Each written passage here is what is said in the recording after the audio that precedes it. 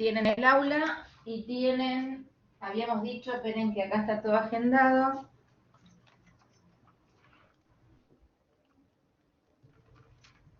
Así bien. De 8 a 10 del primer parcial y de 10 a 12 recuperatorio del segundo. ¿Está bien? ¿Están de acuerdo? 8 a 10 recuperan el primero, 10 a 12 recuperan el segundo. El que tenga que recuperar los dos viene a las 8 de la mañana. ¿Correcto? Muy bien. Bueno, después vamos a ultimar ahí unos detallecitos.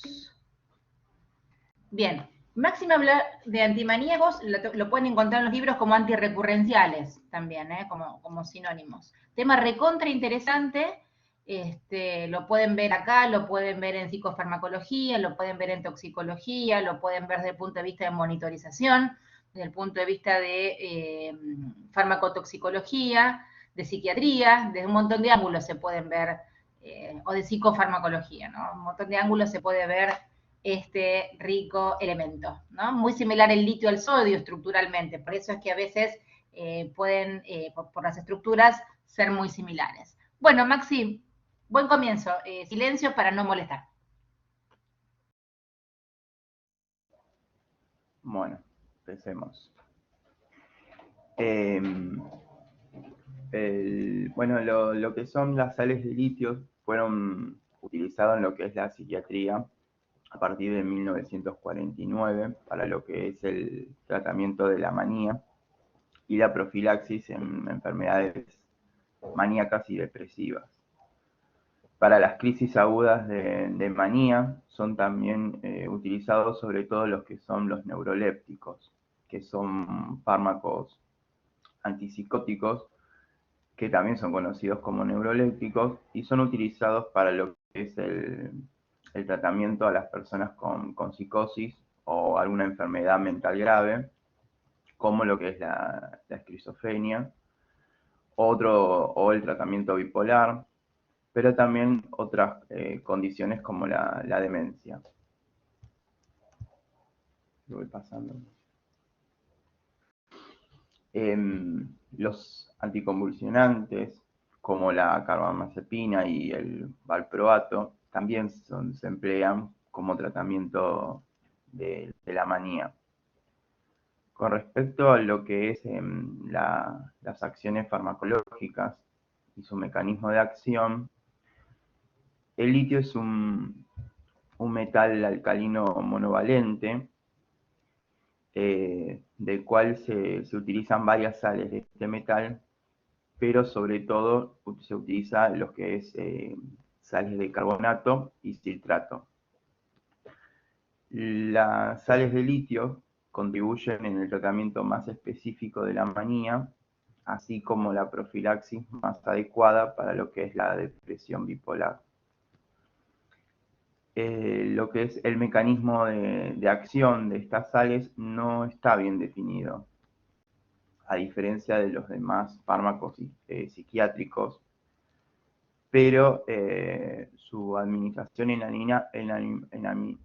animales de experimentación se vio incluso que en altas dosis no produce signos aparentes.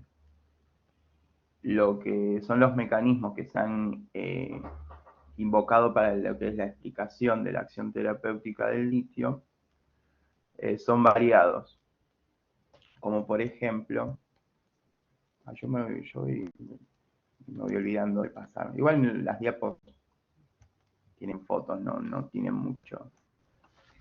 Sí. Hay uno de los mecanismos que es el más, que es el más fuerte, ¿no? Que está relacionado a una enzima que es la inositol monofosfata, ¿no es cierto? Para formar todo este inositol, ¿no es cierto? Ese es el más preponderante, Sí. ¿no? Que bloquean los fosfolípidos de membrana. Bien. Sí, bueno, lo que son los mecanismos, por ejemplo, dice el litio es capaz de pasar por los que son los canales de sodio dependiente de voltaje.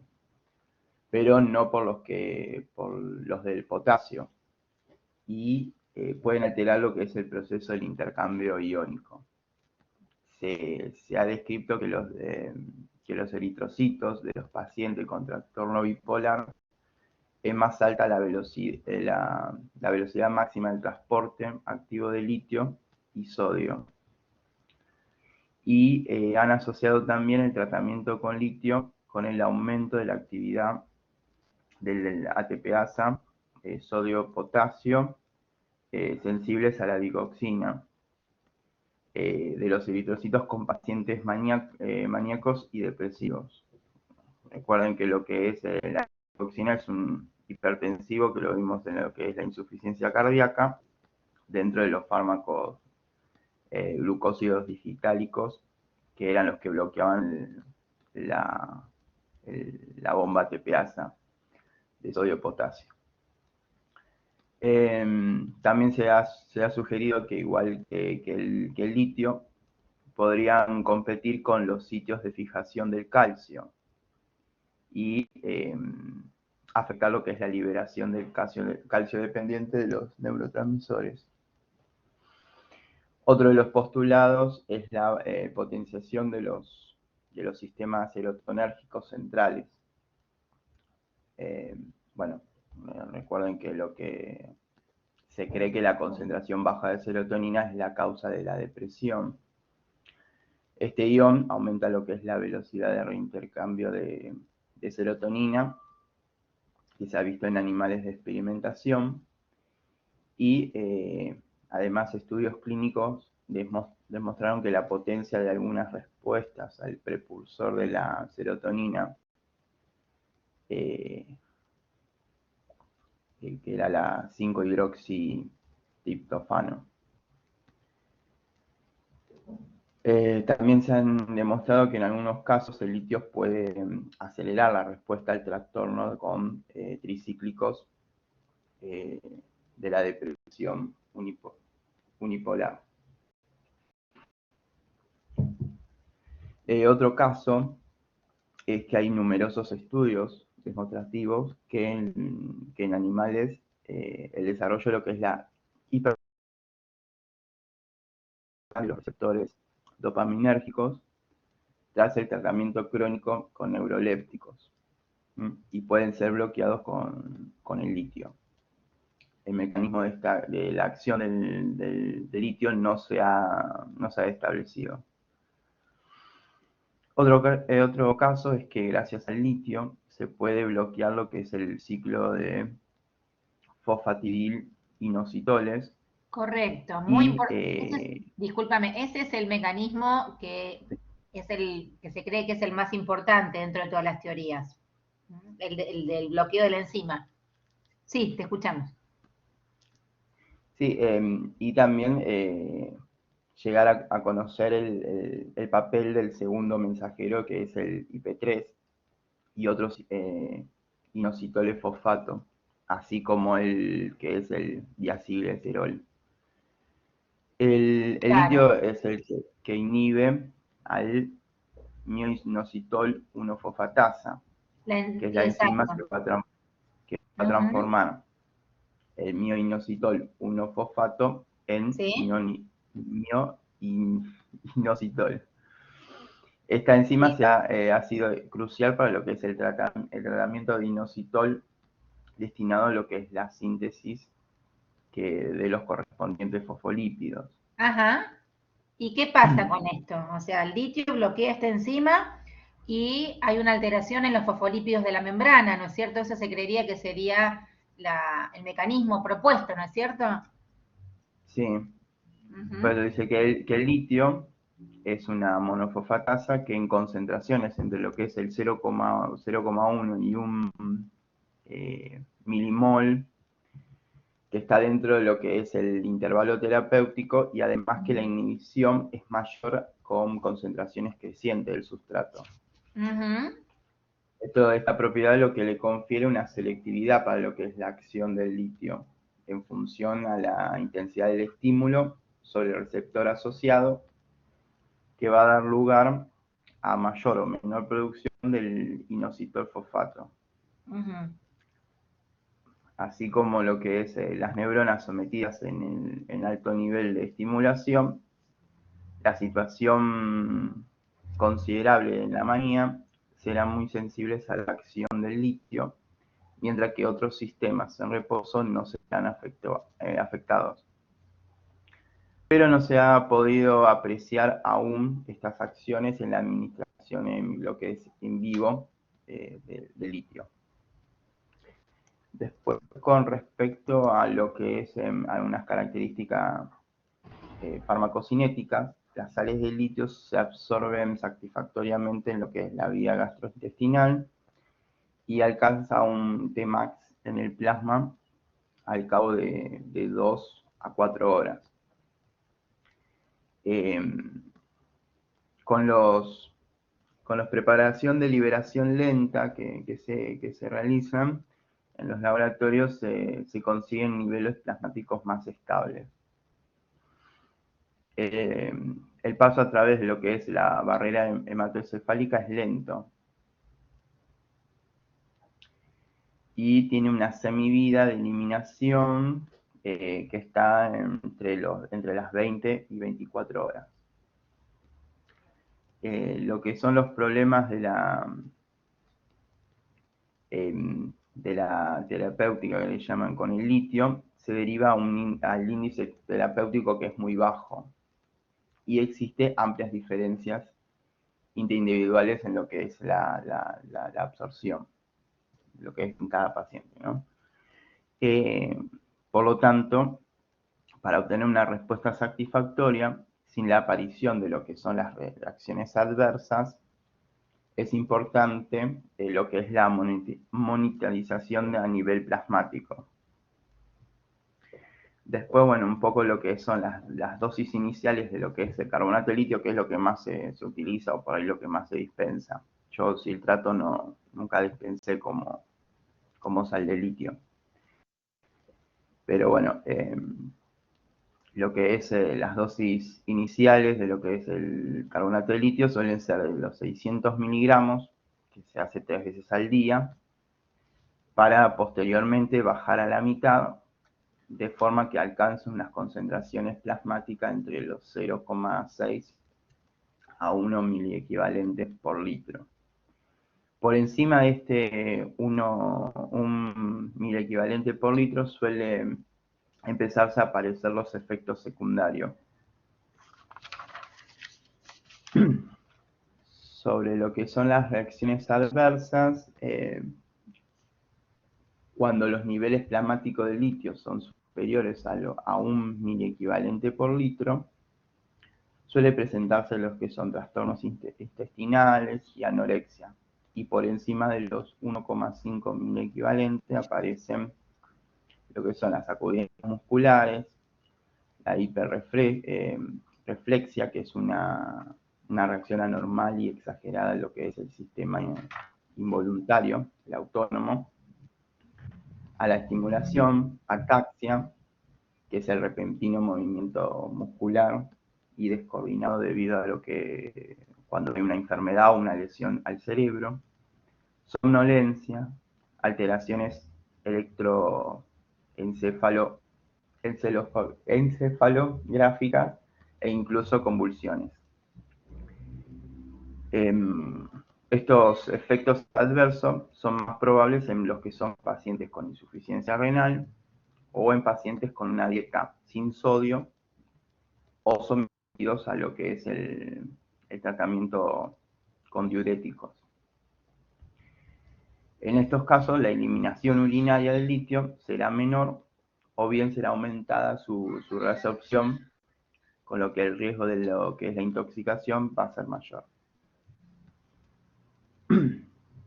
El litio también puede alterar lo que son funciones tiroideas y producir lo que es el bocio, que es el agrandamiento de la glándula. También lo que hace es reducir la acción de la vasopresina, que es la hormona que sirve para lo que es para controlar la concentración de los vasos sanguíneos y lo que va a ayudar es controlar la cantidad de agua y sal que va a ingresar en el cuerpo. También puede aparecer algunos síntomas de lo que es la diabetes insípida. Algo que es muy discutido es la posibilidad de que tenga una acción teratogénica al ser administrada en los primeros meses de lo que es el embarazo. Los efectos secundarios suelen tratarse con diuréticos osmóticos, que es un tipo de diurético que inhibe lo que es la reabsorción de agua y sodio. Y bueno, en algunas ocasiones puede recurrir a lo que es la hemodiálisis.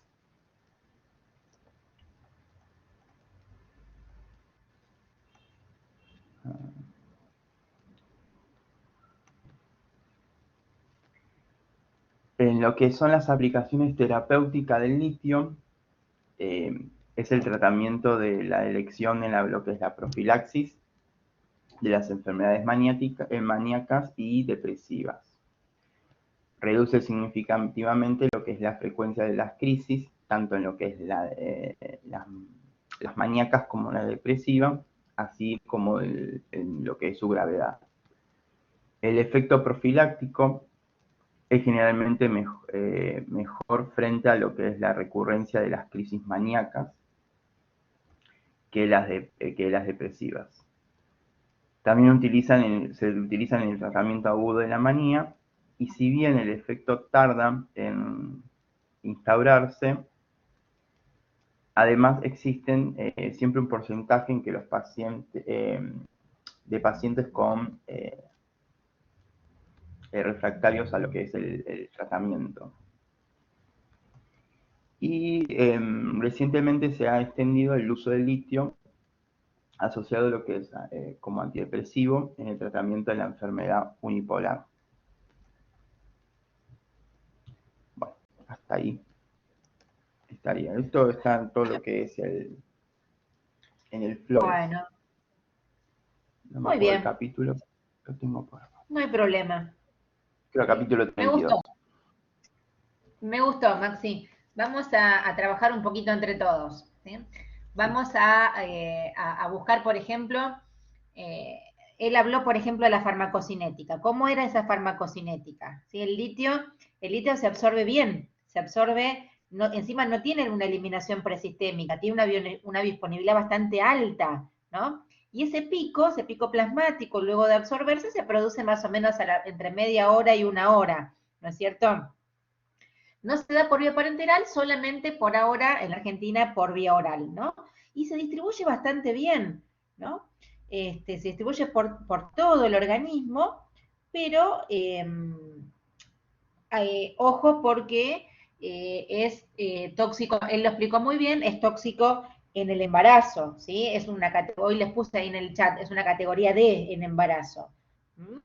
Se elimina por el riñón, bastante bien, también un poquito por materia fecal, se elimina por saliva, se elimina por un montón de lados, se elimina por sudor, y ojo porque se elimina por leche materna también.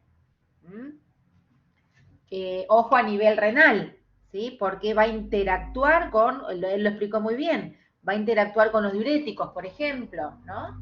Y también él habló un poquito ahí al pasar de la litemia. ¿Qué sería la litemia? A ver.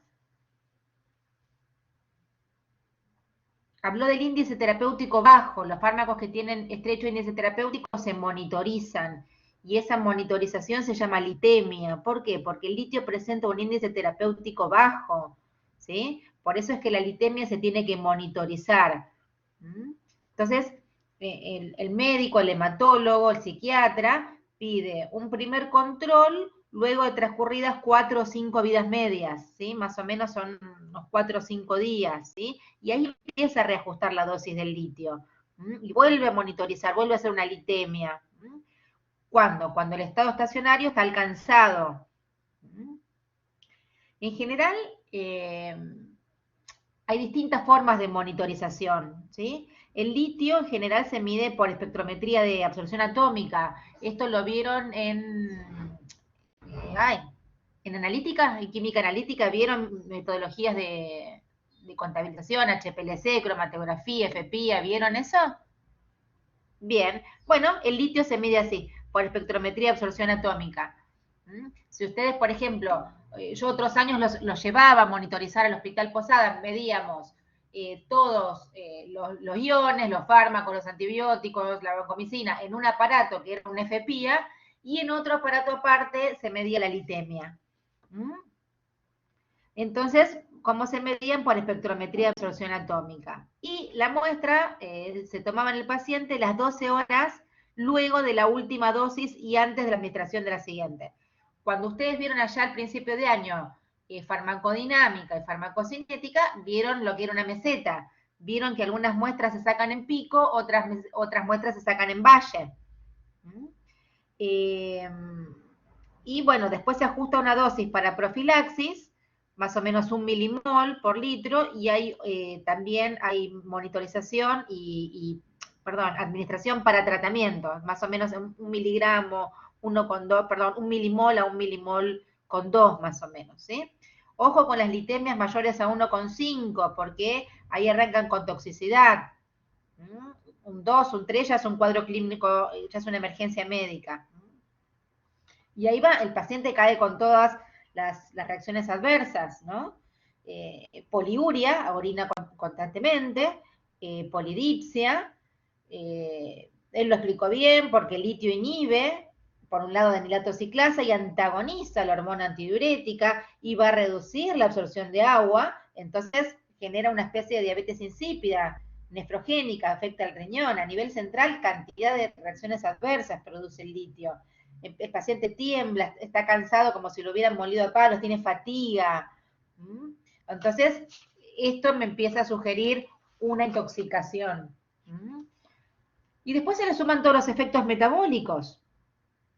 Toda la alteración de hidratos de carbono, el paciente tiene una hipoglucemia, hipotiroidismo, tiene todo un descontrol hormonal, y ni hablar de los efectos cardiovasculares, ¿sí? Ahí les puse en el chat, altera todo el electrocardiograma, habrán visto en fisiología las ondas P, Q, R, S, T, también puede generar a nivel piel, a nivel dermatológico, granitos, ¿sí? Genera acné, y ni hablar de los efectos hematológicos. Todo el espectro de los blancos, leucocitos, neutrofilia, linfocitopenia, es muy característico. Bueno, ¿qué hacemos? Hay que suspender la administración de litio, y a veces, bueno, hacer tratamiento sintomático. Ojo con el índice terapéutico del litio, que es muy, muy estrecho. Pienso en las interacciones, ¿sí? Ojo con todos los depresores a nivel central, ¿sí? Por eso van a hablar las chicas. A propósito, metí todo psiquiatría junto. Ojo con todo lo que es depresores a nivel central. Ojo con el alcohol, ojo con los barbitúricos, con las benzo. Ojo con los antidepresivos tricíclicos y los IMAO, porque el litio va a potenciar la acción de todos ellos, ¿sí? Ojo con los antipsicóticos, ¿sí? Nosotros antipsicóticos vimos cuando vimos antagonistas dopaminérgicos, porque producen cuadros neurológicos. Y en cuanto a las interacciones farmacocinéticas, Maxi habló muy bien de los diuréticos, de las tiacidas, de los antagonistas de la aldosterona que disminuyen el clearance, ¿sí? Ojo con la afectación renal. Los AINES también disminuyen la excreción de litio. Y bueno, ahí vamos a tener la litemia que controlar, porque los diuréticos, por ejemplo, disminuyen, los diuréticos osmóticos y la acetozolamida también, disminuyen la reabsorción tubular del litio. Así que, ojo con las interacciones tanto desde el punto de vista farmacocinéticas como desde el punto de vista farmacodinámicas. ¿Cuándo está indicado? Bueno, en alteraciones psiquiátricas, en el tratamiento de la manía aguda o en profilaxis de trastornos bipolares, ¿sí? Lo que se llaman los antirrenciales. Bueno, me gustó, Maxi. Muchas gracias por el aporte. Vamos con el grupo 3, Paredes, Casal, Oliveira, con barbitúricos, en realidad antiepilépticos, y eso le sumamos barbitúricos. Salgo un poquitito de acá, así saben cargar contenido o quieren que los ayude.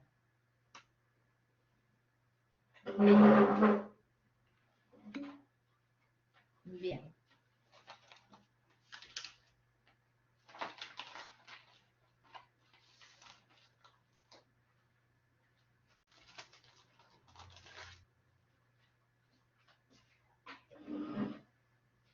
Entonces tenemos a Paredes,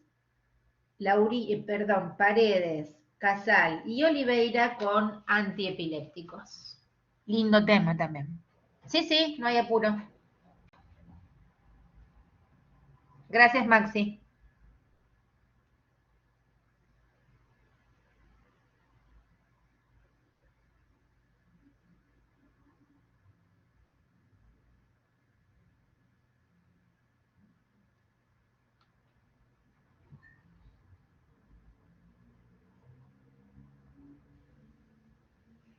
Hola, ¿qué tal? Ahí está cargando.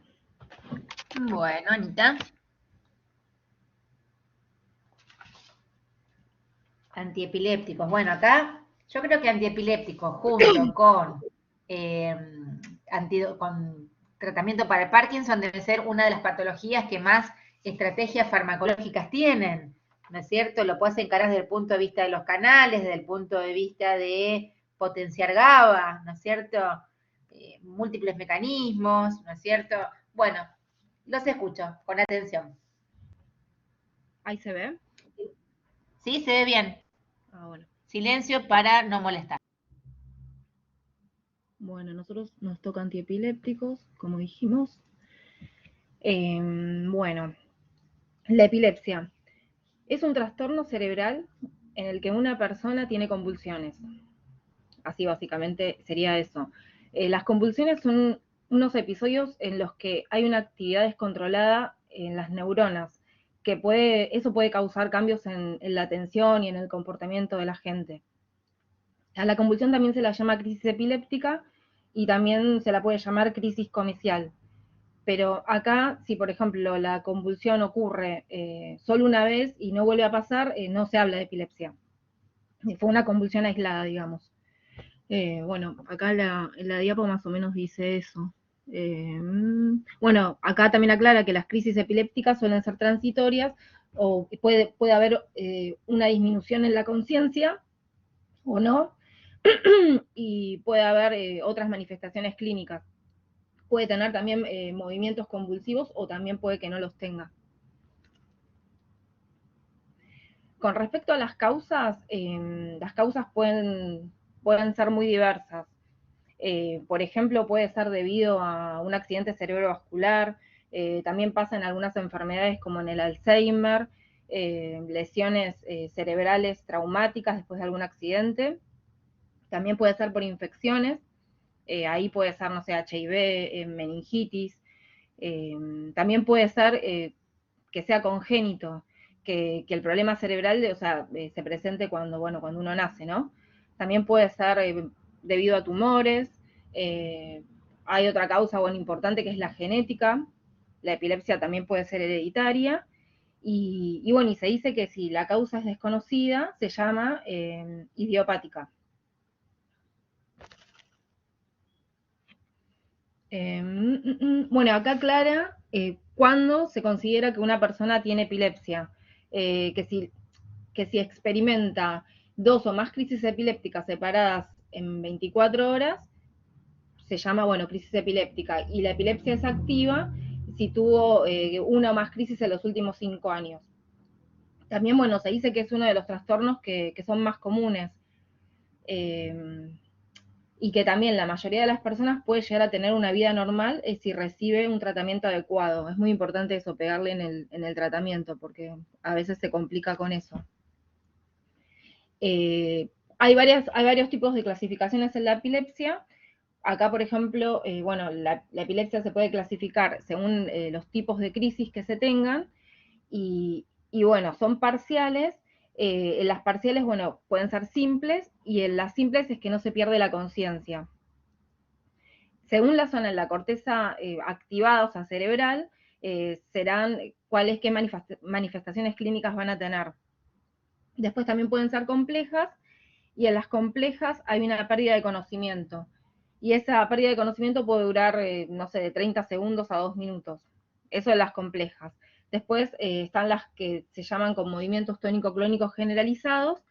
Ahí hay una pérdida de conocimiento y bueno, y las convulsiones se denominan tónico-clónicas, que existe como una rigidez, una contracción de la musculatura seguida de una relajación. Después, por otro lado, están las epilepsias generalizadas. En las generalizadas se pueden dar crisis de ausencia, y ahí el inicio es repentino. Y es como que te vas por no sé, por 30 segundos, es como que, no sé, perdés o sea, como que, no sé, te vas, sería una cosa así. Y es como una Las mini ausencia. ausencias. Claro, que lo habías comentado la otra vez de una alumna o una compañera Sí. que le pasaba. Era una alumna, una muy buena, una chica, encima yo recién empecé a dar clase, unos 15 años, muy buena alumna la chica, se sentaba adelante, y yo notaba, prestaba atención, y notaba que ella tomaba apuntes, y en un momento, yo no sé, 30, 40 segundos, 1 minuto, 2 minutos, y volvía. Y se levantó y me dijo, profesor, ¿usted se habrá dado cuenta que yo voy? Le digo, sí, la verdad que lo noté. Me dice, la verdad que me asusté. Y me dijo, son crisis de ausencias. Y bueno, estaba medicada para eso, por supuesto no manejaba, pero después volvía y no recordaba nada en ese lapso. Es Digo, como que te agarra amnesia, una cosa así, y no te acordás de lo que claro, pasó, pero te vas. exacto. Estaba medicada, pero no le encontraban todavía el punto justo, ¿no? Yo creo que a la larga van a ver las chicas que explican psiquiatría, el médico prueba, ¿no? Es como una especie de prueba y error, ¿no? Yo creo que a la larga, vieron allá a principio de año cuando vimos farmacogenética, se va a dosar en base a nuestro fármaco, a nuestros genes, ¿no? Creo que es la tendencia, porque así sería mucho más preciso, ¿no es cierto? Así que bueno, te escucho con atención, es un tema que me encanta.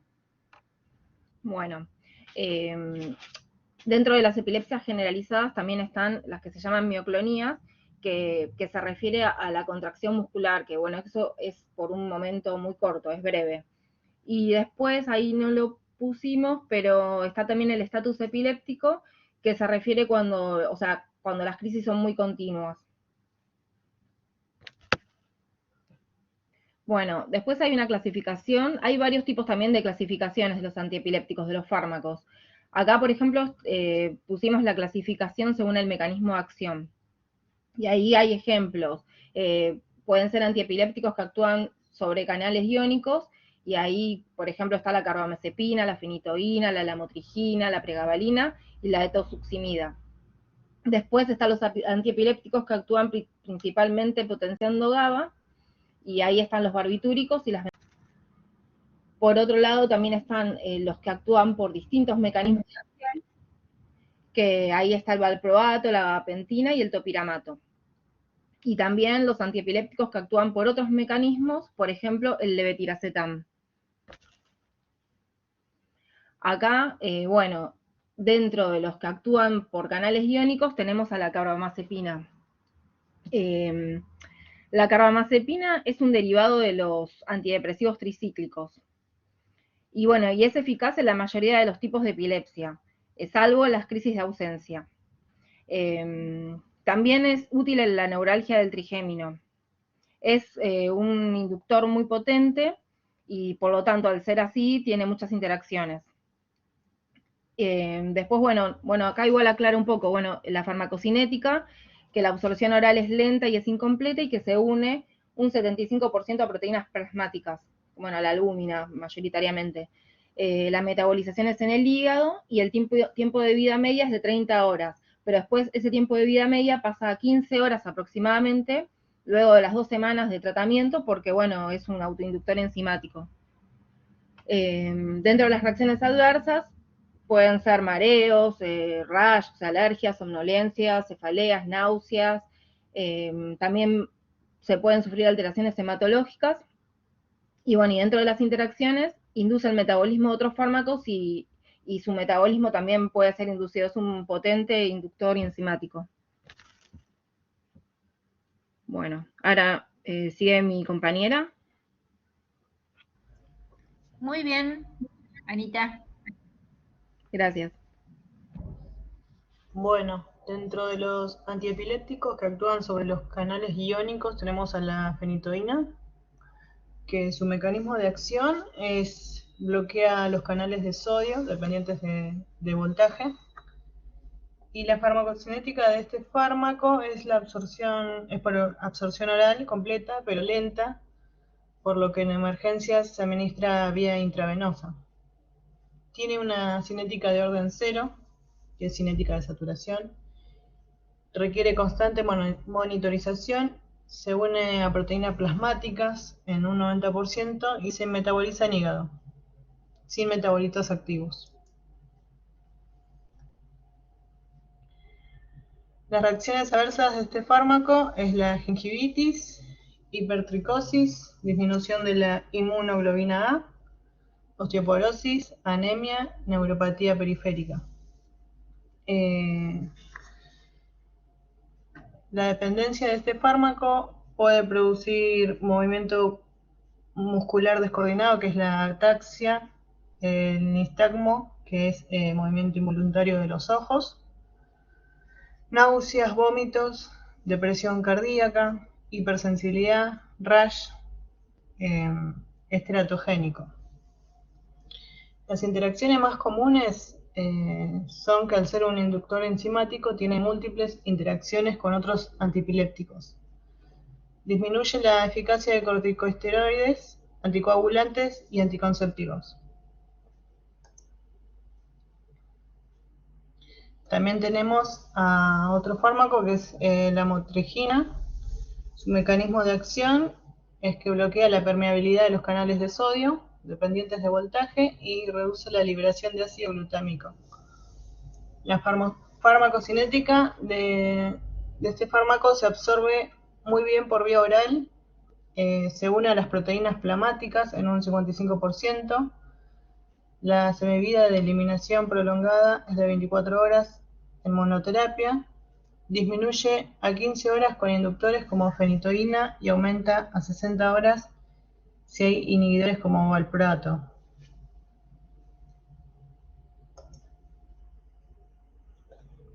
Bueno, las reacciones adversas son muy parecidas al fármaco anterior, que es la ataxia, diplopia, que es la visión doble, mareos, cefalea, astenia, rash, visión borrosa, vómitos y náuseas. Las interacciones no influyen en el metabolismo de otros antipilépticos, pero sí en concentraciones plasmáticas son reducidas por fenitoína, carbamazepina, fenobarbital y aumentadas por el valproato, y tiene un perfil terapéutico amplio.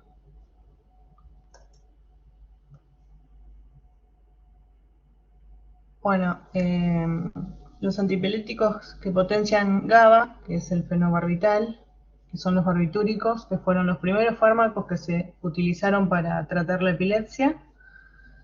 Es de acción prolongada, como barbitúricos tiene actividad sedante, hipnótica y es anestésica. Y como antipiléptico, espectro reducido, es eficaz en convulsiones tónico-clónicas generalizadas y en crisis parciales.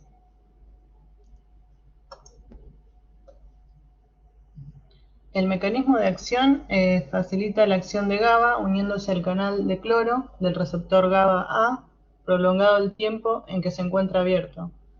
Reduce la liberación de ácido glutámico. Bueno, la farmacocinética es bueno por absorción vía oral, tiene vida media de 50 a 170 horas, se elimina muy lentamente. Es un potente inductor enzimático. Las reacciones adversas en su uso crónico son las alteraciones cognitivas, la sedación y somnolencia.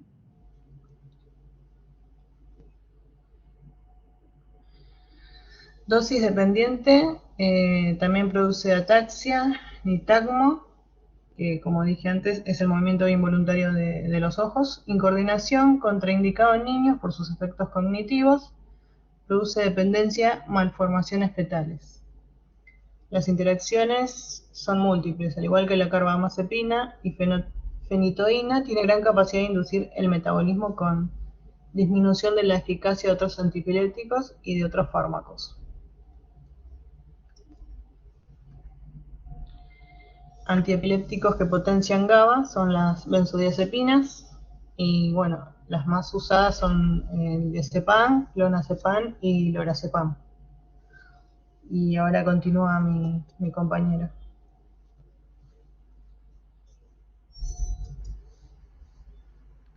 Muy bien, muchas gracias. De nada. Bueno, ¿qué tal? Buenas. Voy a seguir con el valproato. Bueno, buen día. Buen día, profe.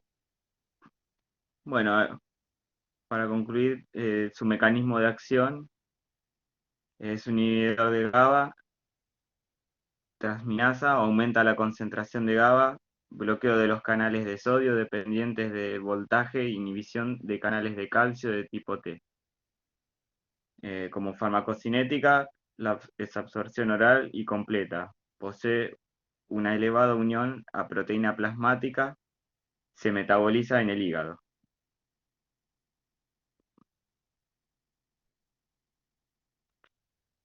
Bueno, como reacciones adversas del valproato, aumento de peso, aumento de transaminasas, náuseas, alopecia, puede producir hepatotoxicidad. Se recomienda un monitoreo de las funciones hepáticas y de los niveles de las enzimas hepáticas. En cuanto a interacciones, puede potenciar la acción de depresores del sistema nervioso del alcohol. Aumenta las concentraciones de fenobarbital y la motrigina. Desplaza a otros fármacos como fenitoína y carbamazepina de sus uniones a proteína.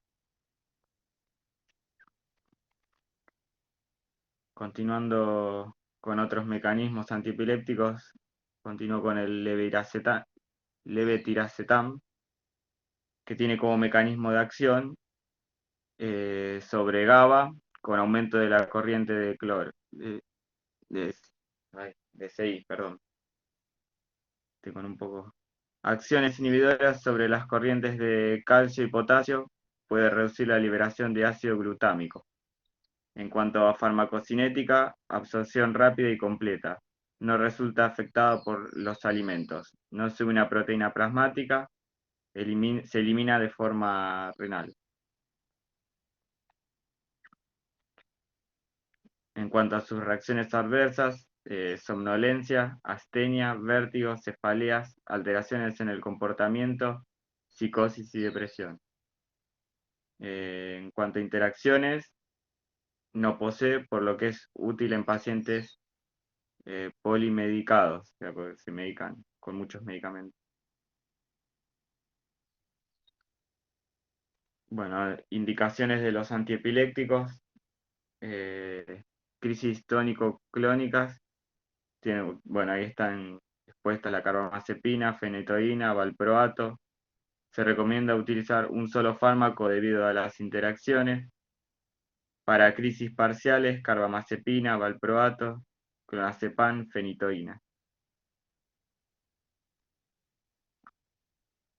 Indicaciones, bueno, continuamos. Para crisis de ausencia, etosuximida, valproato. Crisis mioclónicas, valproato, clonazepam.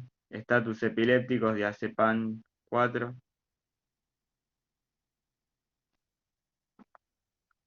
Más indicaciones sobre los antiepilépticos, lo mío es como más pasajero. Ahí tenemos, según el síndrome de la crisis, en primera, segunda y tercera elección. Para parciales, por ejemplo, complejas, la carbamazepina en primera elección, en segunda elección, gabapentina, fenobarbital. Generalizadas, por ejemplo, como ausencia, pequeño mal, ácido valproico en primera elección, en segunda, etosuximida o fenobarbital, tercera elección la carbamazepina, tampoco ahí expresado. Controles del tratamiento, control de la eficacia y la toxicidad del tratamiento farmacológico, monitorización de las concentraciones plasmáticas. Voy a agregar algo que, bueno, no está ahí expuesto, pero para enriquecer un poco la información. En cuanto a la eficacia y toxicidad del tratamiento farmacológico, puedo agregar que el primer control debe hacerse al mes de haber alcanzado la dosis total prevista para ajustar las dosis en caso de ineficacia, toxicidad o ambas, vigilar la aparición de reacciones adversas e insistir en la importancia del cumplimiento terapéutico. Después, si la evolución es buena, los controles clínicos pueden realizarse de cada 3 a 6 meses. El registro de las crisis es un calendario, en un calendario facilita la comparación de la eficacia de cada tratamiento y la eliminación de lo que no aporta un claro beneficio. Y bueno, en cuanto a monitorización de las concentraciones plasmáticas, cuando la dosis estándar es eficaz y bien tolerada, no se necesita controlar las concentraciones plasmáticas.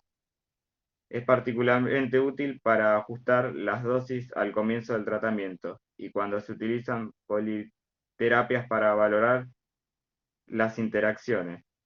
También se monitorizan las concentraciones cuando se sospecha un incumplimiento, cuando el tratamiento no es eficaz a pesar de utilizar dosis terapéuticas y cuando se sospecha de toxicidad. Debe tenerse en cuenta que hay pacientes en los que son eficaces valores por debajo del intervalo óptimo, otros que presentan toxicidad dentro del intervalo óptimo y otros que pueden requerir valores superiores sin presentar toxicidad.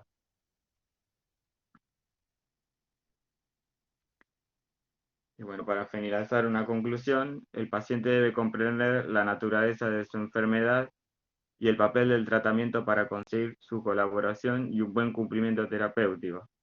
Como toda enfermedad crónica que requiere controles periódicos y en ocasiones cambios frecuentes del tratamiento, es importante conseguir una buena relación entre el médico y el paciente. Es fundamental insistir en la importancia de que tome correctamente la medicación, que evite factores desencadenantes de la crisis y que no consuma alcohol.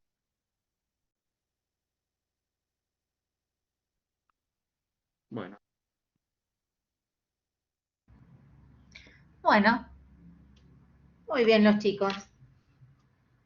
Vamos a hacer entonces un poquito de conclusiones. Los chicos hablaron de canales iónicos, ¿no es cierto? Ligados a distintos tipos de receptores, como el GABA. Si esos receptores están mutados, se podría asociar a distintos tipos de epilepsias, por ejemplo, ¿no es cierto? Y después fueron directamente a los fármacos y hablaron de antiepilépticos que actuaban principalmente sobre canales iónicos, ¿no es cierto? Ahí hablaron de la fenitoína, de la lamotrigina, no sé si nombraron la pregabalina, creo que no, ¿no? Después, los antiepilépticos que actúan potenciando GABA, como las benzo, como el fenobarbital. Y los antiepilépticos también que actúan por múltiples mecanismos, como por ejemplo el valproato. Por último, hablaron también del levetiracetam, como antiepilépticos que actuaban en otros mecanismos. ¿No es cierto? ¿Quieren agregar algo más?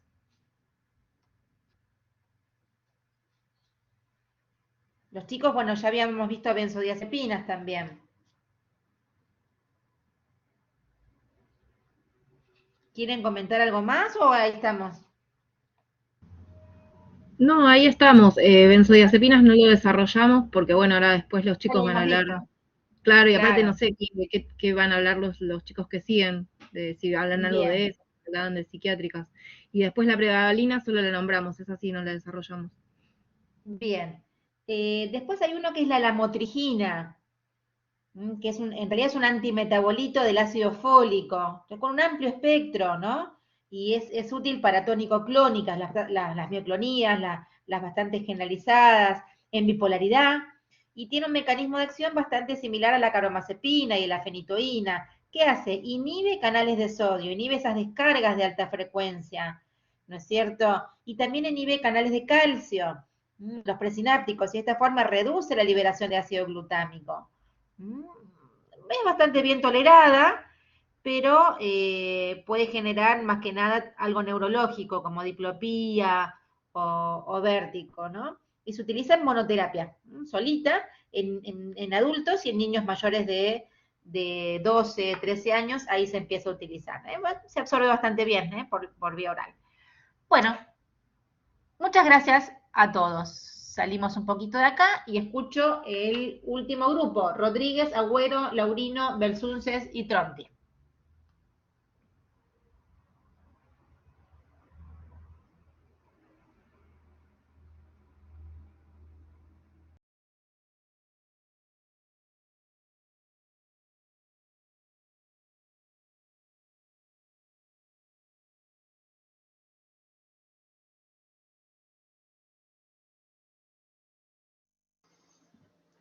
Hola, profe, ¿se escucha? Sí, sí, se escucha bien. Bueno, a nosotros nos tocó psicofármacos, somos el grupo 4, Eugenia, yo, Evangelina, Pablo, Julián y José.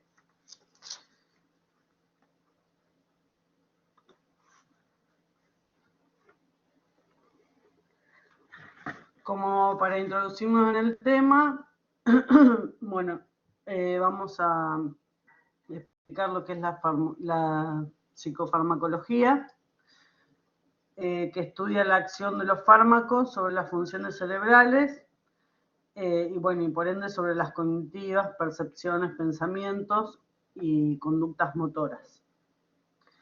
Y los psicofármacos han hecho posible el tratamiento exitoso de cuadros clínicos muy severos, como por ejemplo los esquizofrénicos, que recibiendo un tratamiento pueden tener, o sea, el tratamiento ambulatorio. También los desórdenes del humor han mejorado notablemente con el empleo de sales de litio, que fue lo que explicó Maxi.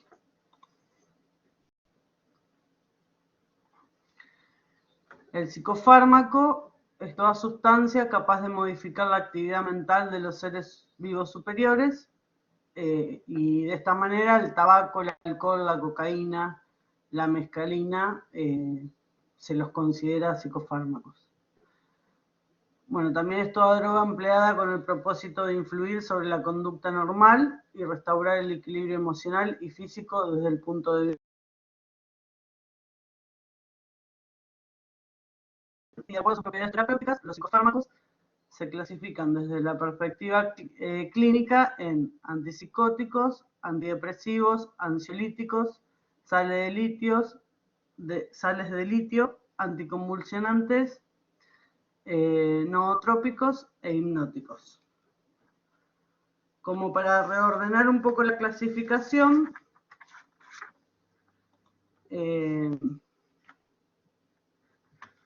tenemos los psicolépticos, que son los depresores o sedantes, por ejemplo los barbitúricos, las benzos, los antipsicóticos y los antimaníacos. Después tenemos los psicoanalépticos, que son los estimulantes, por ejemplo, los antidepresivos o los estimulantes de la vigilia como las anfetaminas. Y tenemos los psicodislépticos, que son los alucinógenos, que estos son los que se estudian en psiquiatría o toxicología, por ejemplo el LSD. Nosotros acá vamos a describir estos 4 grupos, que son los ansiolíticos, los antidepresivos, los antimaníacos y los antipsicóticos.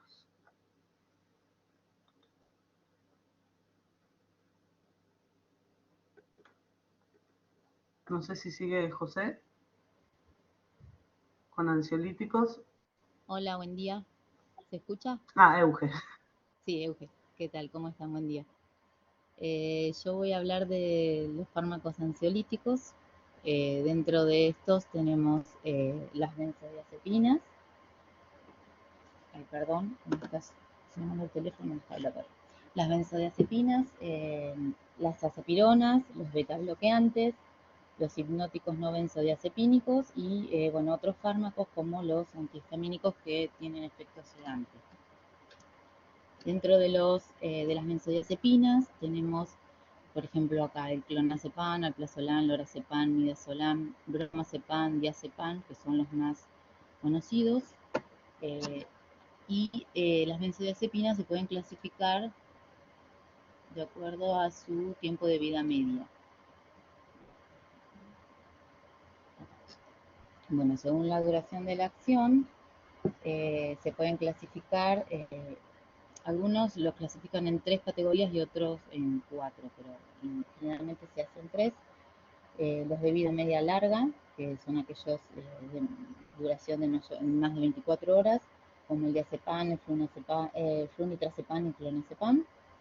Los de vida media intermedia, que es menos de 24 horas, como el lorazepam, alprazolam y el bromazepam. Y los de vida media corta, que son aquellos que tardan 2 a 5 horas, y como por ejemplo el midazolam, que es el que se da intravenoso.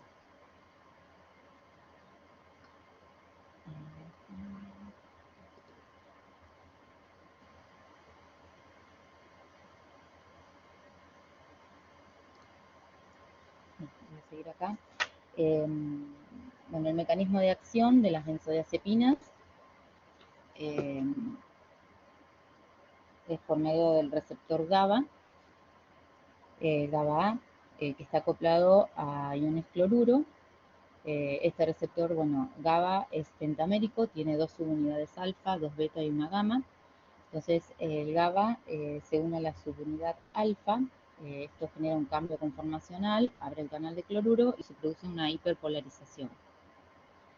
Las benzodiazepinas se unen predominantemente a la subunidad gamma, facilitando la unión GABA y aumentando la frecuencia de apertura del canal.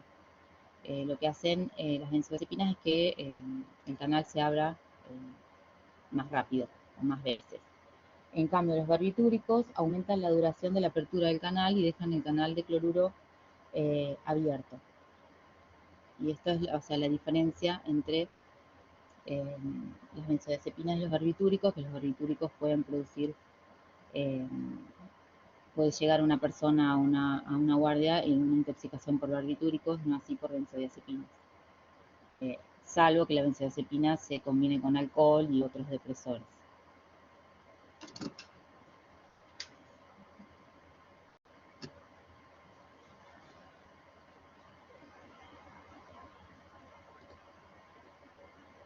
Bueno, dentro de este grupo de ansiolíticos también vamos a tener las azapironas, que no tienen una acción sobre los receptores benzodiazepínicos, pero tienen efectos ligados sí a la serotonina, como ser la buspirona, que produce efecto ansiolítico, no de manera inmediata, sí necesita la administración durante por lo menos 2 semanas para que se empiecen a notar los efectos.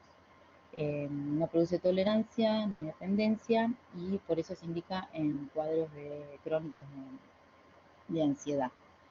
También tenemos el grupo de los beta bloqueantes, como el propranolol, que lo vimos, que actúa sobre los receptores beta adrenérgicos, reduce los síntomas somáticos de la ansiedad, como el temblor y las palpitaciones. Y se usa fundamentalmente para la ansiedad situacional.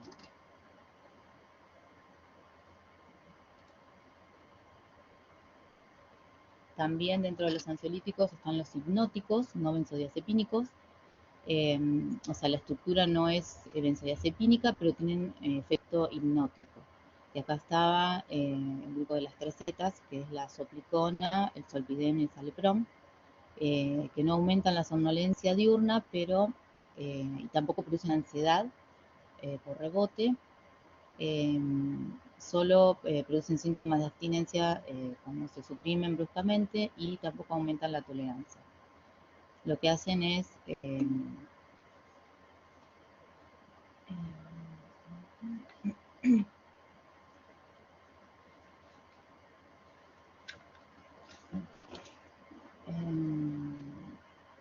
claro, lo que hacen es inducir el sueño no afectan el sueño REM. Y los otros fármacos, como los antihistamínicos, también pueden usarse porque tienen efectos sedantes.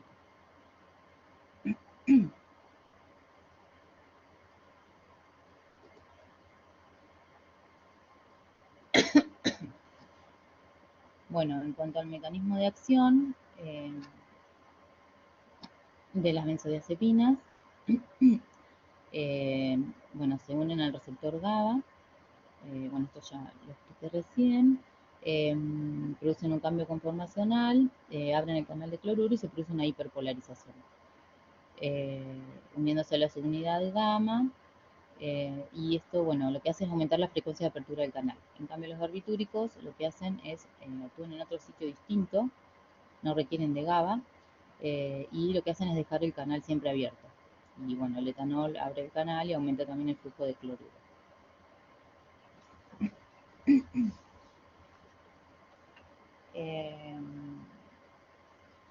En cuanto a las azapironas,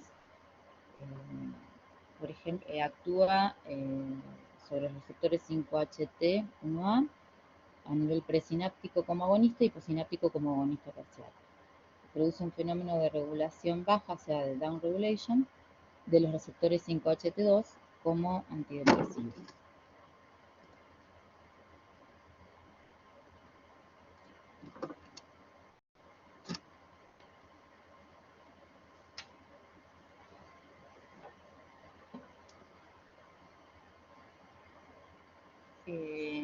En cuanto a los fármacos no benzodiazepínicos, por ejemplo, que tienen acción hipnótica, por ejemplo el zolpidem, es una imidazopirina que se liga a los receptores benzodiazepínicos y presenta efecto hipnótico a bajas dosis. La sopricona es una ciclopirrolona que también se une a los receptores benzodiazepínicos y tiene efecto hipnótico, modificando de manera diferente a las benzodiazepinas.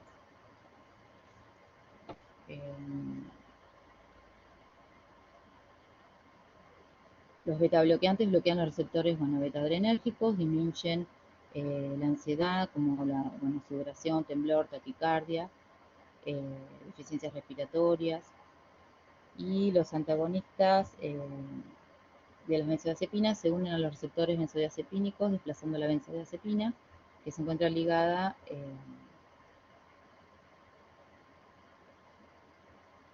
a las mismas sin producir un efecto ni ansiolítico ni hipnótico. El principal antagonista es el flumazenilo.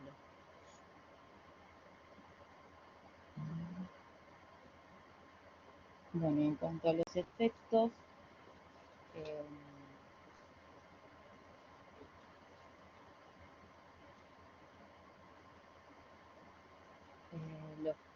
los efectos principales de las benzodiazepinas producen alteraciones en la memoria, extensión de las acciones farmacológicas, generan somnolencia, mareo, sedación, disminución de habilidades psicomotoras, hay que tener cuidado si maneja o vehículos de maquinarias, debilidad muscular, confusión mental, puede producir depresión respiratoria.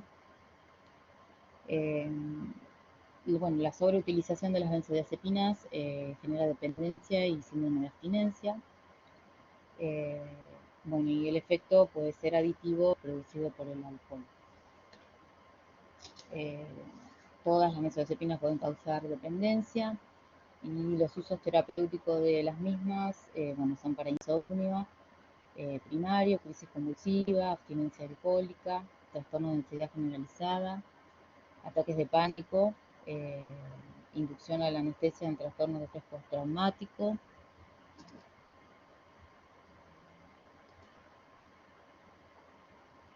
Bueno, y después lo que hicimos es bueno, armar una especie de información para el paciente con el riesgo que pueden tener, bueno, el uso de estos ansiolíticos. Hay que tener cuidado, bueno, en el caso de cuando se manejan vehículos o maquinarias, bueno, el riesgo de la dependencia, lo que hay que hacer es usarlo de manera restringida, la menor dosis posible y no durante mucho tiempo. Evitar también, se usan para evitar síntomas de abstinencia. Pero bueno, hay que tener cuidado con con quitar el fármaco de golpe. Esto hay que hacerlo de manera gradual y reduciendo la dosis. Y bueno, y pueden aparecer síntomas de ansiedad, insomnio, rebote. Se debe informar de los efectos que tiene de potenciadores del alcohol y el riesgo de producir depresión respiratoria. Hay que tener mucho cuidado en niños, no están aconsejados los hipnóticos, solo a veces se dan los ansiolíticos. Y bueno, en las personas mayores hay que utilizarlo con mucha precaución, no solo por las interacciones que producen con otros fármacos, sino también porque tienen una eliminación más lenta, se pueden acumular y provocar bueno, confusión, aturdimiento, mareo y pueden generar lesiones graves.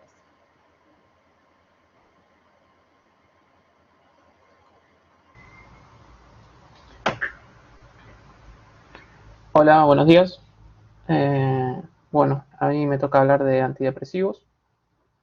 La depresión es una enfermedad mental que es muy generalizada en la población. Puede afectar más o menos entre el 10 y 20% de la población adulta. Según los estudios, tiene más riesgo en mujeres que en hombres, aproximadamente el doble o el triple. Los síntomas son muy generalizados, por eso es muchas veces difícil de diagnosticar. Los síntomas pueden ser pérdida del ánimo, del humor o de interés en las actividades usuales, fatiga, sentimientos de inutilidad, falta de concentración, bueno, deseos de muerte también, pérdida de apetito, insomnio, y algunas veces somatizaciones de otras enfermedades. Por lo cual se hicieron hipótesis acerca de cuáles serían las principales causas, pero ya les digo, es muy generalizado. Y una de las hipótesis más fuertes es que haya una disminución de la serotonina en el espacio sináptico. Por eso lo que van a hacer las estrategias terapéuticas van a ser más que nada atacar a la enzima que la degrada y bloquear la recaptación como para favorecer que haya más serotonina o otros neurotransmisores que ya vamos a ver en ese espacio intersináptico. Los fármacos antidepresivos en forma general no modifican el estado de ánimo en individuos sanos, o sea que no son euforizantes. Por otro lado, no generan adicción, más que nada porque tardan en realizar su efecto en un tiempo prolongado. Del efecto es que suprimen las ideas o sentimientos depresivos. No obstante, en algunos individuos han entrado en fase de excitación maníaca por la sobredosificación o por algún caso especial.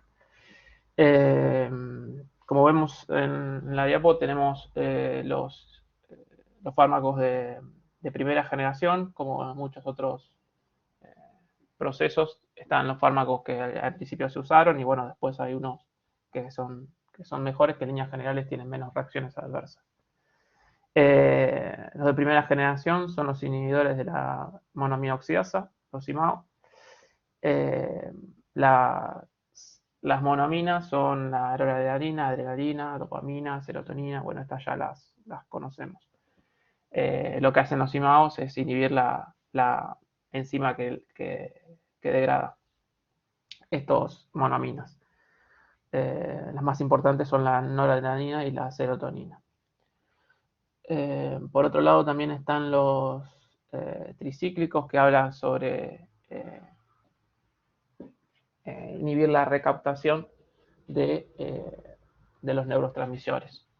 El problema de los tricíclicos es que no son específicos, entonces también inhiben la recaptación de muchas aminas, por lo cual tienen muchas efectos adversos, ya lo vamos a ver. Luego los de segunda generación lo que hicieron es realizar inhibidores selectivos de recaptación de cada uno de los neurotransmisores. Entonces, al tener un inhibidor selectivo, por ejemplo, de recaptación de serotonina, vamos a tener menos acciones adversas porque no vamos a inhibir la recaptación de los otros aminas o de los otros neurotransmisores. Lo de inhibidor selectivo de recaptación de noradrenalina y hay inhibidores mixtos que, por ejemplo, inhiben la recaptación de noradrenalina y serotonina o de noradrenalina y dopamina. Después hay otros, como varios, que por ejemplo está la mirtazapina, que es una antagonista fuerte del receptor de serotonina.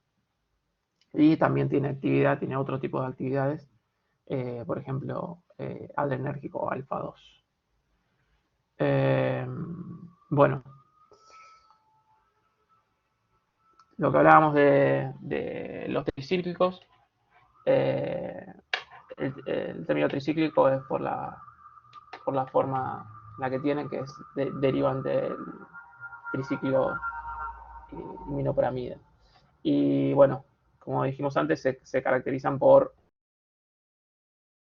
recaptación de los neuroreceptores, como por ejemplo noradrenalina, serotonina. También inhiben la recaptación de diversas aminas del cuerpo, por lo cual tienen abundantes reacciones adversas que después vamos a nombrar. Estos antidepresivos tricíclicos no son de primera elección, igualmente el efecto está demostrado, por lo cual pueden utilizarse si los otros no tuvieran eficacia. Pero bueno, como dijimos antes, los efectos adversos son muy abundantes. Y después tenemos los inhibidores selectivos, como dijimos antes, están los selectivos de la serotonina. La afinidad por los otros receptores es muy baja, entonces las reacciones adversas difieren marcadamente de los tricíclicos. Ahora vamos a ver unos ejemplos de estos. Bueno, tenemos, como dijimos, los otros que son mixtos o de cada uno.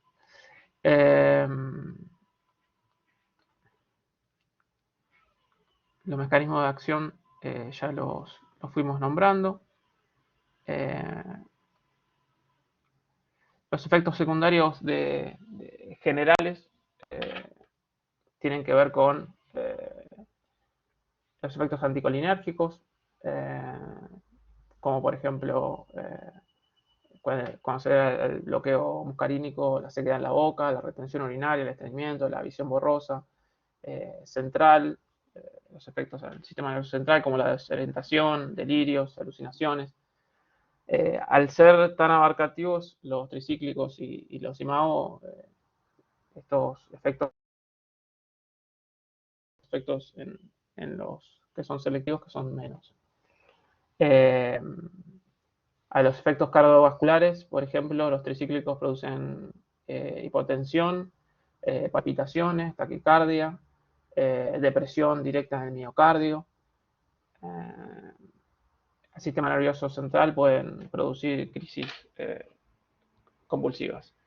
Lo positivo es que no causan adicción ninguno de ellos.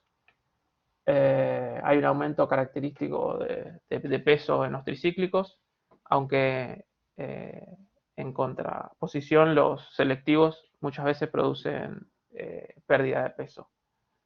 Pero en líneas generales son efectos pasajeros. Alguna vez se los probó para hacer una dieta de pérdida de peso, pero no, es un efecto pasajero. Con frecuencia molestias gastrointestinales, dispepsia, diarrea, náuseas. Y la mayoría produce también disfunción sexual, como impotencia, reducción en la eyaculación o anorgasmia.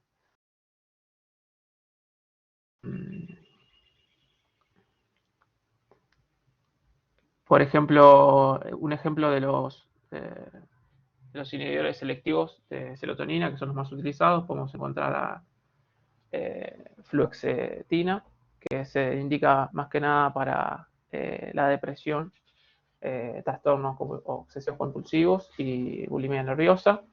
La principal reacción adversa es el insomnio. Esto se puede solucionar tomándolo a la mañana, entonces el insomnio no es un problema. Después otro fármaco es el paroxetina, que también es, bueno, obviamente antidepresivo, ansiedad generalizada. Hay ansiedades que son acompañadas o no con agorafobia. Este, por ejemplo, trae somnolencia, entonces es indicado para tomar por la noche. Digamos, con modificar las horas de toma ya las reacciones adversas se mitigan. Después tenemos la sertralina, que es un poco más amplio: depresión, ansiedad, angustia con o sin agorafobia, estrés postraumático, fobia social, TOC, son para los que se pueden usar. La sertralina tiene muy pocas reacciones adversas, es ideal para ancianos. Y después tenemos, por ejemplo, citalopram, escitalopram, que son análogos, también para la depresión, ansiedad, TOC, fobia social. Y lo que no están indicados son para las personas que tienen problemas de arritmias y demás, porque puede causar una prolongación en el intervalo QT. Luego tenemos el fluvoxamina, que está indicado para la depresión y TOC, y es de estos los más sedantes. En líneas generales, las reacciones adversas son pocas, son las que vimos. Para el embarazo no está indicado, pero para la lactancia sí se puede indicar.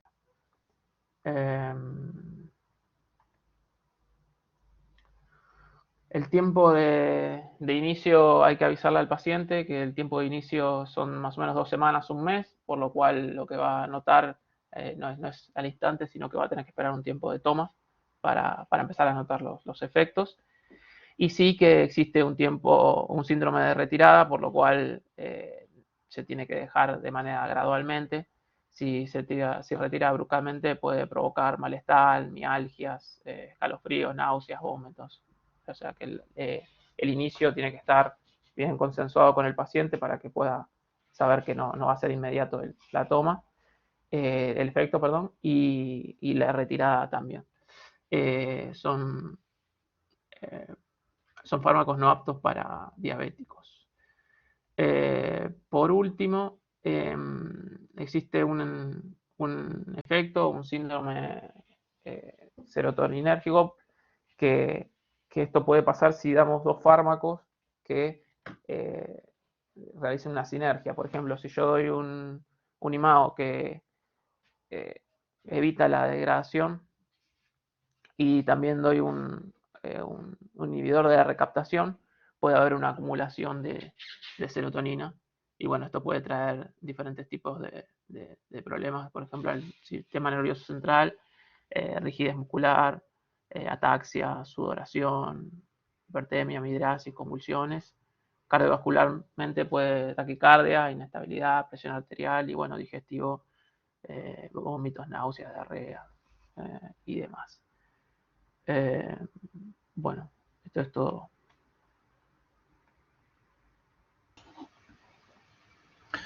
Bueno, yo voy a seguir con los antipsicóticos. ¿Me escuchan, no? Sí, se escucha bien. Bien. Sí, fuerte y claro. Bien. Bueno, vamos a empezar con una clasificación primero y algunas definiciones. Los antipsicóticos son fármacos que están destinados a tratar muchos síntomas de psicosis en varios trastornos, ¿sí? Pero el trastorno más importante, ya que presenta varios patrones de psicosis, es la esquizofrenia. También se usa para el trastorno bipolar, que en cierta medida algunos consideran que es parte de esquizofrenia también. La depresión psicótica, psicosis senil y bueno, otras. Los fármacos neurolépticos son antipsicóticos que tienen algunos efectos adversos, ¿sí? Que se los llaman efectos secundarios extrapiramidales, o lo pueden encontrar abreviado de la forma EPS. Esto a dosis eficaces, ¿no? Y después también están los fármacos antipsicóticos atípicos. Acá hablamos de una división de lo que nombré antes, los neurolépticos y los atípicos, ¿sí? Generacional y de funcionamiento. Muy bien. Recuerden que esto lo vimos cuando vimos dopamina, antidopaminérgicos, antagonistas dopaminérgicos, que acá entraban todos los neurolépticos, no antipsicóticos o antiesquizofrénicos. Teníamos los típicos, los más viejitos, la clorpromacina, entonces ellos, los atípicos, los más nuevos, los que en teoría tienen menores reacciones adversas, ¿no es cierto? Los atípicos son los más nuevitos. Sí, te escuchamos. Exacto. Bien, ahí a la derecha se ve una lista de los más conocidos. Como decía, los antipsicóticos típicos o los neurolépticos están, por ejemplo, la clorpromacina, la omepromacina y la flufenacina, que pertenecen a una familia, a la familia química de las fenotiacinas, ¿sí? Ahí lo que nombraba la profe recién, por ejemplo, es que la clorpromacina y la reserpina fueron dentro de ese grupo, los primeros fármacos que se empezaron a usar para disminuir los síntomas psicóticos en la enfermedad de la esquizofrenia. Luego en la lista sigue el haloperidol, que pertenece a la familia de las butilofenonas, que son derivados de la piperidina, y el suclopentixol, que pertenece a la familia de los tiosantenos, que son sustancias, bueno, parecidas a las fenotiacinas, nada más que se intercambian nitrógenos y carbonos en los anillos de los cuerpos centrales. Después, por otro lado, están los antipsicóticos atípicos, ¿sí? Ahí nombramos primero la risperidona, la olanzapina y la clozapina, ¿sí? Pertenecen al grupo de las dibenzodiazepinas. Por ejemplo, la clozapina fue la primera que se consideró como un antipsicótico atípico. Muy bien, muy bien. Recuerden que la clozapina la monitorizábamos porque tenía estrecho índice terapéutico, ¿sí? Y es el único fármaco que tenemos que hacer un curso en el colegio de farmacéuticos para poder...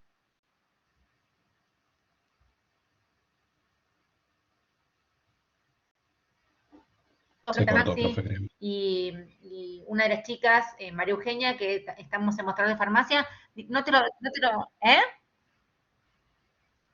¿Me querías decir algo? No, que se cortó recién cuando estaba hablando. No te lo dispensan si no tenés... Ah, que no te lo dispensan, si no tenés el curso hecho, no lo podés dispensar, ni siquiera lo podés comprar en la droguería. Es el único fármaco que tenemos que hacer curso aparte, por las cantidades de reacciones adversas que produce, ¿no? Y la olanzapina, primo hermano de la clozapina, tiene menos reacciones adversas. Es más cara, pero vale la pena. Por eso está en nosotros sentarnos con el contador de la farmacia, del hospital, y argumentar de por qué queremos uno en vez de otro. A veces nos convertimos un poco en números, ¿no es cierto? Decir, bueno, está bien, quiero este, pero cuanto antes decir, pero este es más caro, sí, bueno, pero no produce trombocitopenia ni anemia plástica. Entonces el paciente tenés que ahí entrar a remar, de decir, bueno, no se va a agarrar una infección intrahospitalaria y va a estar un mes internado por una anemia plástica, ¿sí? O sea, tal vez te sale más barata en el momento, pero te sale más cara a la larga, ¿no? Entonces ahí tenés que meter la parte estadística y tenés que mostrarle números y cuadros. Así que nos volvemos en multidisciplinarios ahí. Bueno, te escucho. Bien. Bueno, dentro de como había dicho, de la clasificación, están los típicos o convencionales y los atípicos. Los típicos fueron los primeros que se introdujeron y que producían el efecto clínico sobre los síntomas positivos, ¿sí?, de la esquizofrenia. Que los síntomas positivos de la esquizofrenia son las alucinaciones, delirios, trastornos y trastornos formales del pensamiento y conducta extravagante y síntomas catatónicos. Esos serían los síntomas positivos. O sea, los fármacos típicos, los primeros que se introdujeron, trataban esta parte, los síntomas positivos de la esquizofrenia, pero no trataban o no disminuían los síntomas negativos. ¿Sí? Aparte también presentaban muchos síntomas de tipo extrapiramidal. Bueno, los fármacos típicos se pueden nombrar las butirofenonas, que es la familia en realidad, cuyo el principal exponente es el haloperidol, que estaba en la lista, y las fenotiacinas, que es la clorpromacina, la levomepromacina, la tioridacina, la trifluoperacina, el trabalengua este que está acá. Y dentro de esto, las primeras, ¿sí?, la clorpromacina y la levomepracina, son las que mostraban un alto poder de sedación. Y bueno, los tiaxantenos, en lo que se pueden incluir el tioticeno y el suclopentixón.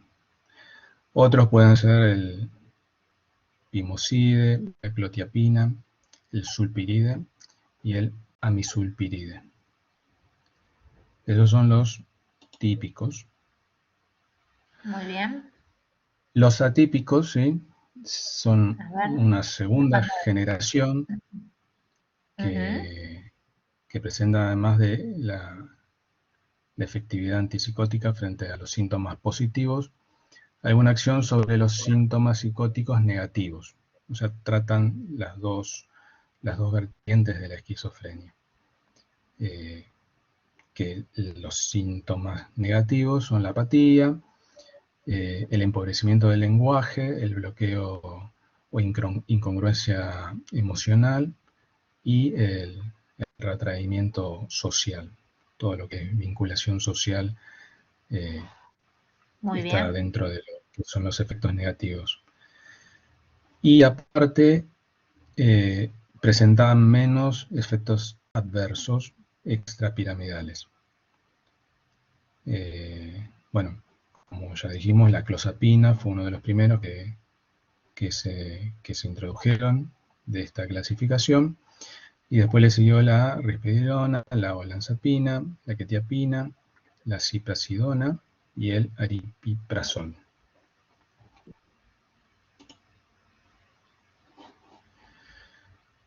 Bueno, acá voy a comentar un poco por dónde se encararon las técnicas para tratar las enfermedades de este tipo. Siempre la esquizofrenia como cabecera de patología. Según estudios, encontraron que la sinergia entre efectos marcados en la serotonina, en la dopamina y en glutamato contribuían de manera, cada una diferente, para tratar la enfermedad. ¿Sí? Entonces, por ejemplo, se observaba que la serotonina, cuando se antagonizaba el receptor 5-HT, el 2A, ¿sí?, ese antagonismo constituía un mecanismo de acción de la principal un mecanismo de acción principal de los antipsicóticos atípicos. ¿Sí? Por ejemplo, la clozapina trabajaba de esa forma, bloqueando el canal de la serotonina, el 2A. Bien. Bueno, la clozapina, por ejemplo, es un agonista inverso de ese canal, del 5-HT2A. También se descubrió, por ejemplo, que la estimulación del canal 5-HT, el 2C ahora, producía una inhibición de la liberación cortical y límbica de la dopamina. Y ofrecía de esta forma un método para modular la dopamina. Después, en cuanto a la dopamina,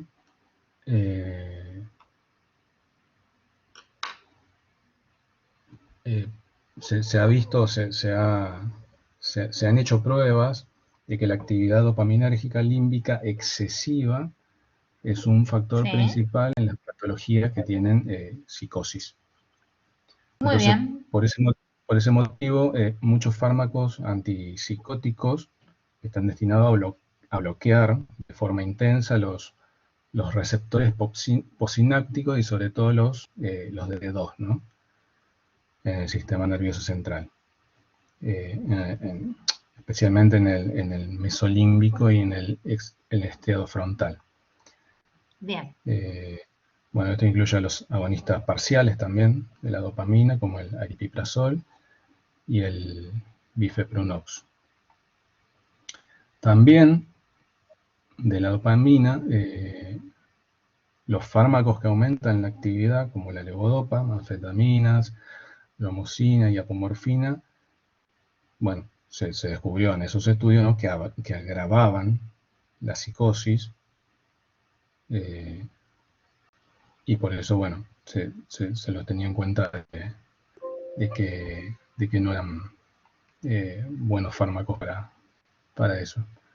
Tal cual. Pero lo que fue determinante fue el bloqueo de los receptores de D2, ¿sí?, que no contempla la merma de los efectos de todos los efectos de la esquizofrenia, sino que se observó que solamente disminuyen los síntomas negativos de la enfermedad. Eso bueno, era como una solución parcial. Muchos fármacos tienen poca actividad sobre receptores D2 y sin embargo muestran eficacia en el tratamiento de la enfermedad. Bueno, es por esto que la investigación se comenzó a virar en la sinergia de diferentes ángulos de ataque con diferentes fármacos, y bueno, eso es el eje que se siguió para el desarrollo de los fármacos para tratar este tipo de enfermedades. Bien. Y en cuanto al glutamato, bueno, el glutamato, bueno, es el principal neurotransmisor excitador del cerebro. El glutamato, bueno, tiene tres familias: NMDA, el AMPA y el kainato, ¿sí? Y se descubrió que en el NMDA, ¿sí?, el bloqueo de esos receptores, los que están ubicados en las neuronas, las internucleares GABAérgicas, contribuía a la esquizofrenia. Entonces, bueno, una de las teorías sobre los receptores de NMDA, con su sitio de glicina incompleto, lo que decía era que la falta de la saturación de ese sitio incompleto de glicina contribuía a la esquizofrenia. Después, por otro lado, Muy también bien, me gustó cómo lo pusiste. Muy bien. Por otro lado, también las ampacinas, que son fármacos que actúan sobre los receptores AMPA, se encontró que mejoraban la conducta en los pacientes que tenían esquizofrenia y depresión. Además, protegían también las neuronas de los procesos neurotóxicos propios de la farmacología de los medicamentos. Muy bien. José, son 10 en punto, tenemos que migrar de plataforma. Me interesa seguir escuchándote. Queda poquito, termina él y después si quieren descansan. Así no perdemos la continuidad, ¿les parece? Cortamos, son 10 en punto. ¿Mm? Bueno, pasamos a la otra. Dale, sí, sí.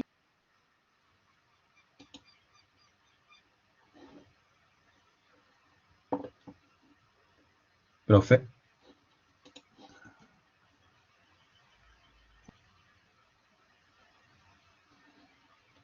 Profe.